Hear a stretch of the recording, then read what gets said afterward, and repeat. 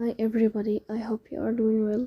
Today we'll talk about how to fix or how to solve the problem of unknown error occurred on the application of Dropbox.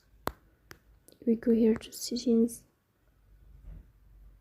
In this page, you click on apps, default apps, app settings. In this list, you will search about Dropbox. Oh, sorry, not here. You will go to Dropbox app.